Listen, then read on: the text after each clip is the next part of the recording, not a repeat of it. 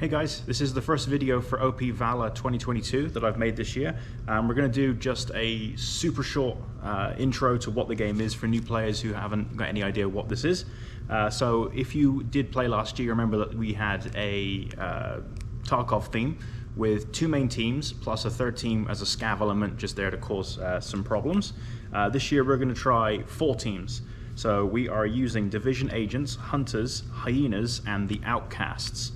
So if you're unsure which team to pick, I would suggest picking Division, Hunter, or Hyena, as those are going to be standard teams with a kind of standard playbook and objective-based missions throughout the day. The Outcast is going to be more of a specialist team that is, to be honest, they're going to get rolled a lot. They're going to get killed a lot of respawning, a lot of walking. So if you're unsure about the theme for an objective-based game, do not pick Outcasts.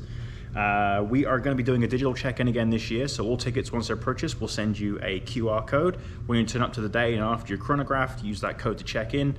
Super quick and simple. So we're going to be from 8 a.m. in the morning. When you turn up, first thing you should do, grab your gun with a battery in, empty magazine, get yourself to the chrono station. Once you're chronographed, you'll get your wristband, take your phone over to the check-in station, scan your QR code. You'll get your player bag. Once that's done, you are good to go, and then go and prep yourself ready for the game. We've got 2 hours to get over 250 people checked in, so the quicker you can get to the chrono station and help us run you through, the easier it's going to be for the admins to get the game going. A few changes from last year's game. This year we are doing again radios, FRS channels 1 to 14. As usual, FRS 1 is going to be the admin for emergencies and any questions you have. Your team will be assigned channels between 2 and 14. This year, in theme with the Division and the way that the game is kind of based, comms are not considered secure this year. So if you are allowed to transmit and receive on your team's assigned frequencies, but you are allowed to listen in on enemy communications.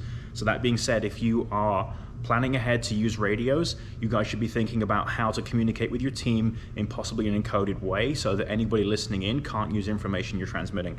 Something to think about this year. Smoke rules are changing a little bit. This year, admins are using yellow smoke. Teams will be issued certain amounts of yellow smoke to use during the game. Please do not bring your own yellow smoke. It's going to make the game unbalanced. Any other colors, though, you can use for concealment and movement.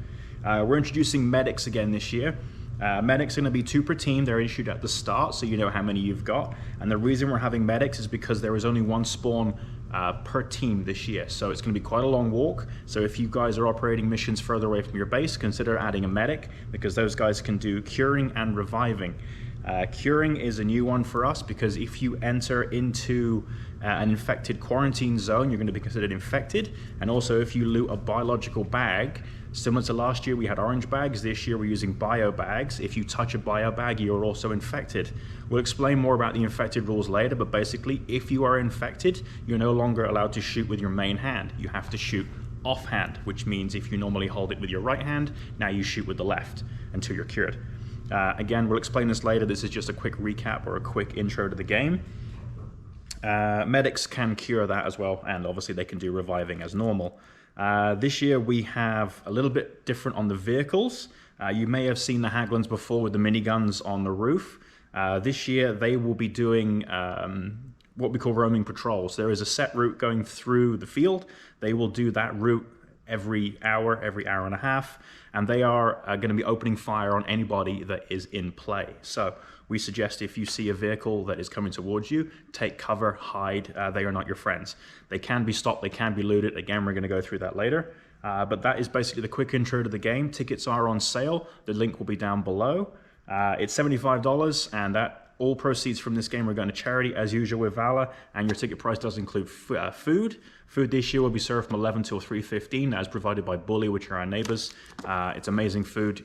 It's going to be good. Any questions about what's happening in the game, or if you want, if you're worried about something, message me. Keep your comments below, and yeah, as we go forward, I'm going to be explaining a bit more about these different systems. We're going to start with the check-in system and how you should do that, and we'll work through and we'll cover everything before the game gets started. But again, any questions, drop them below, and yeah, keep your eyes out for the next video.